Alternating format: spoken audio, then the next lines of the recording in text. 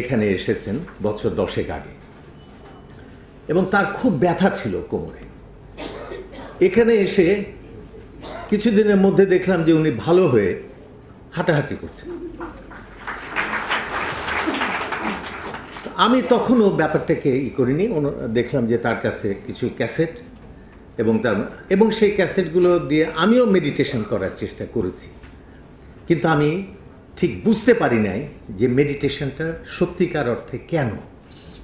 গুরুজি বক্তৃতা আসলে ওই মেডিটেশনের ব্যাখ্যা উনি ধরিয়ে দিয়েছেন যে কি, এবং বুঝিয়ে বুঝিয়ে বুঝিয়ে বুঝিয়ে বুঝিয়ে বুঝিয়ে আমাদের ভেতরটাকে এমনভাবে পরিষ্কার করে স্বচ্ছ করে দিচ্ছেন যে আমরা প্রত্যেকে বুঝে ফেলছি আমরা আমাদের চাইতে উপরে উঠে যাচ্ছি, আমাদের যতটুকু শক্তি তার চাইতে শক্তিশালী আমরা হয়ে উঠছি, এবং তার ফলে আমরা অনেক অনেক শক্তির সঙ্গে জীবনকে মোকাবেলা করতে শিখছি। তো এখন গুরুজিকে আগে আমরা মহাজাতক হিসেবে জানতাম। এই মহাজাতক নামটা ওনার নিজেরই দেওয়া এরকম আমার আশঙ্কা। তারপরে ওনার একটা নাম আছে শহীদ আল বুখারী, ঠিক আছে, এটা ওনার হয়তো আব্বার দেওয়া বা নানার দেওয়া, কিন্তু গুরুজি নামটা সবার দেওয়া।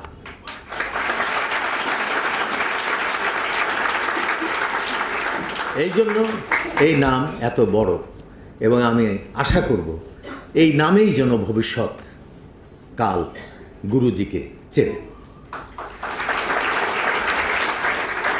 গুরুজি সংঘের কথা বলেছেন, আমি নিজেও একটু সংঘ করি। গুরুজি সংঘের কথা বলেছেন, বৌদ্ধ ধর্মে আছে যে বুদ্ধং শরণং গচ্ছামি, বুদ্ধকে স্মরণ করো, ধর্মং শরণং গচ্ছামি, ধর্মকে স্মরণ করো, সংঘং শরণং গচ্ছামি, সংঘকে গড়ে তোলো।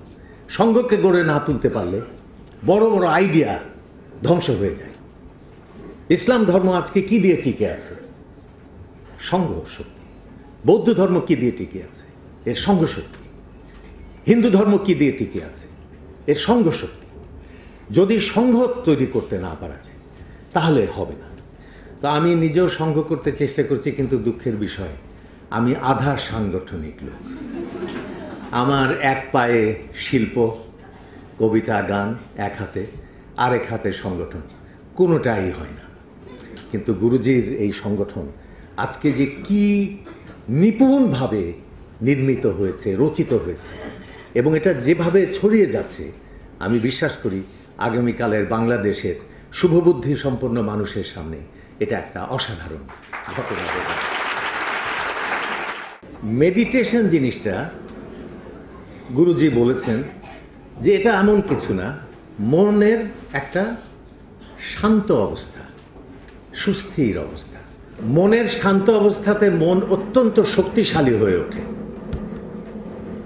রবীন্দ্রনাথের একটা কথা আছে যে উত্তেজনা এবং শক্তি এক নহে, উত্তেজনা এবং শক্তি এক নহে, ইহারা পরস্পর বিরোধী। কারণ উত্তেজিত মুহূর্তে আমরা সবচেয়ে শক্তিহীন। কেমন? রেগে গেলেন তো কেন? সেই মুহূর্তে আমরা কি? উত্তেজিত। আর উল্টো যদি মনকে শান্ত করে সমাহিত করে আমরা নিয়ে আসতে পারি, তখন মন সবচেয়ে শক্তিশালী হয়ে ওঠে। আমি নিজে বুঝি না, আমি চিরদিন আশার কথা বলি, আশায় বিশ্বাস করি। আমার একটা বইও আছে, আমার আশাবাদ। কিন্তু মাঝখানে 2 বছর আমার একটা অসুখ রিপিট করলো এবং আমাকে একদম ভেঙে ধুয়ে গেল। তারপরও আমি আশার কথা বলি, কিন্তু কোথায় যেন একটু তাল কেটে যায় মনে হয়। মাঝে মাঝে বিশ্বাস হতে চায় না যে এটা কি হবে, আমি কি পারবো, আমার দ্বারা কি সম্ভব। মনে হয় আমি একটু ভেঙে গেছি, আমি জিনিসটা বুঝতে পারি নাই। যেমন সেদিনও দেখলাম ওই যে কি সাপ্তাহিক একটি পত্রিকা, ওতে আমার একটা বিরাট ইন্টারভিউ বেরিয়েছে, এবং তার প্রথম অংশে আমার কণ্ঠে হতাশার গান।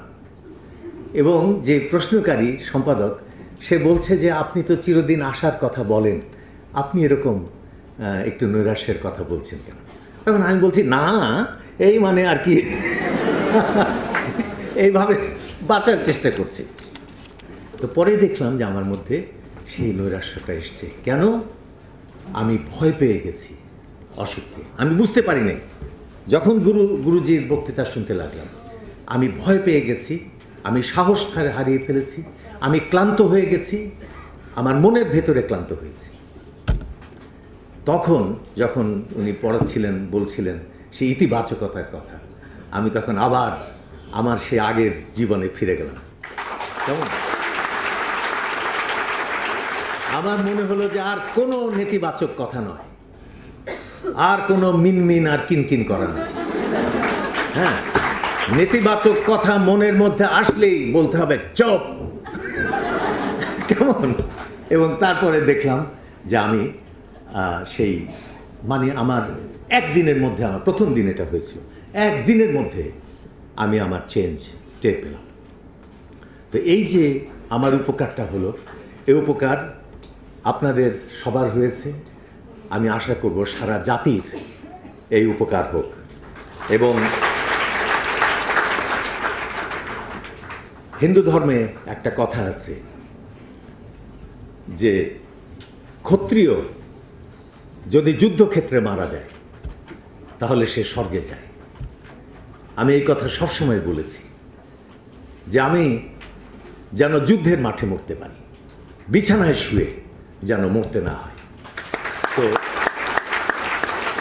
তো গুরুজির এই যে উজ্জীবন আমার মধ্যে ঘটালেন, যে আমি কিছুটা ঝিমিয়ে গিয়েছিলাম, ভেঙে গিয়েছিলাম, সেখান থেকে যে আমি আবার উঠে দাঁড়ালাম, তার জন্য আমার ব্যক্তিগত কৃতজ্ঞতা আপনার কাছে থাকলো।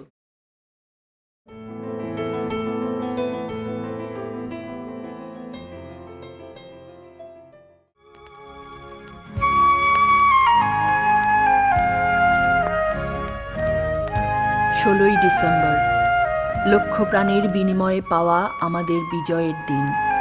প্রতি বছরে দিনটি জাতিকে স্মরণ করিয়ে দেয় কত ত্যাগের বিনিময়ে এসেছিল এই বিজয়।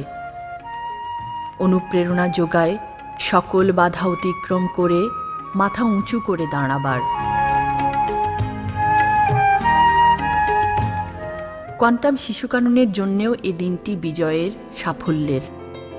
2003 সাল থেকে প্রতি বছরই বিজয় দিবসের কুচকাওয়াজ ও ডিসপ্লেতে জেলা ও উপজেলা পর্যায়ে প্রথম হয়েছে শিশু কানন। 2009 সালে তারা প্রথম অংশ নেয় চট্টগ্রামে বিভাগীয় পর্যায়ে।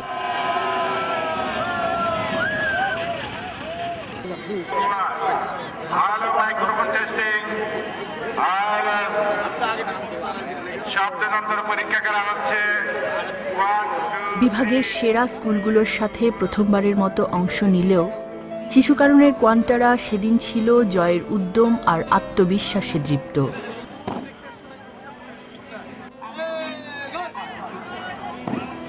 এম এ আজিজ স্টেডিয়ামে আয়োজিত এ কুচকাওয়াজে সালাম গ্রহণের জন্য উপস্থিত ছিলেন মাননীয় বিভাগীয় কমিশনার।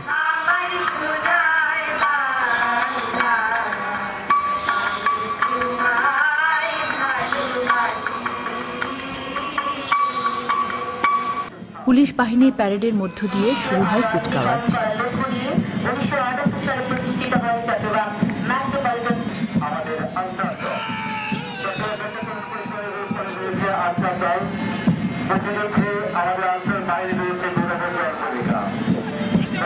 সালাম প্রদান করে এক এক করে এগিয়ে গেল বিভিন্ন দল।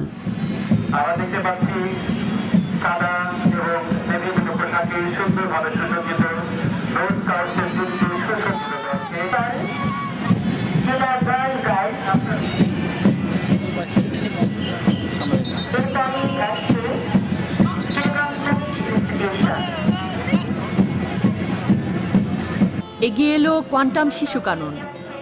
শৃঙ্খলা, নিয়ম ও নিষ্ঠার এক অনন্য শৈলী দেখল চট্টগ্রামের এম এ আজিজ স্টেডিয়াম।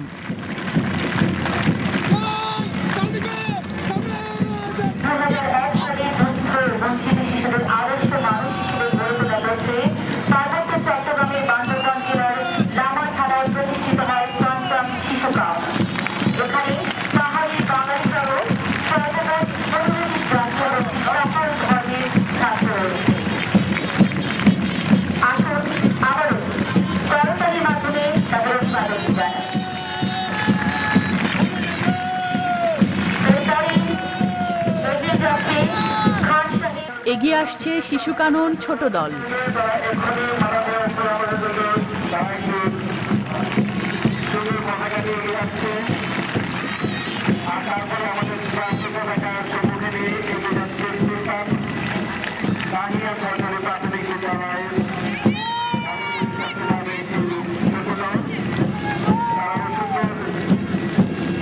কুচকাওয়াজের পর শুরু হয় ডিসপ্লে।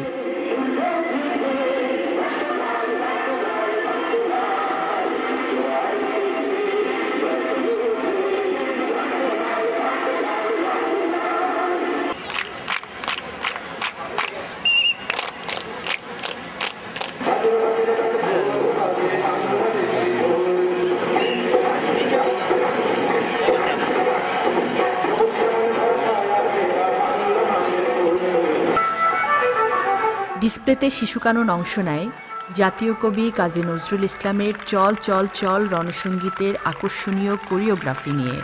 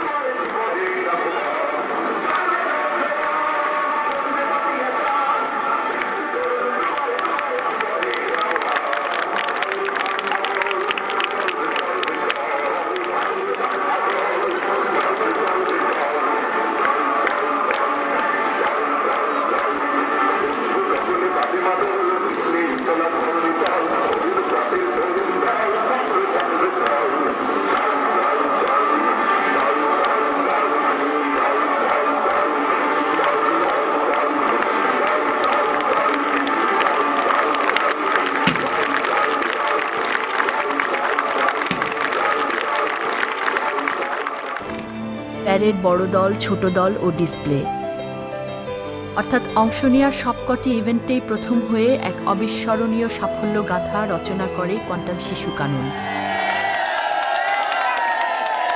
প্রমাণ করে কোয়ান্টাম মানেই সফল, কোয়ান্টাম মানেই প্রথম। ব্যতিক্রম ছিল না 2010-ও। এবারও লামা উপজেলা, বান্দরবান জেলা এবং চট্টগ্রাম বিভাগ 3 জায়গাতেই অংশ নেয় কোয়ান্টাম শিশু কানন। সবকটিতেই প্রথম হয়ে অর্জন করে মোট 14টি পুরস্কার। 2010-এর নতুন সংযোজনা ছিল কোয়ান্টাম বাদক দল। চট্টগ্রাম মেট্রোপলিটন পুলিশের 1 বছরব্যাপী ব্যান্ড প্রশিক্ষণের কোর্স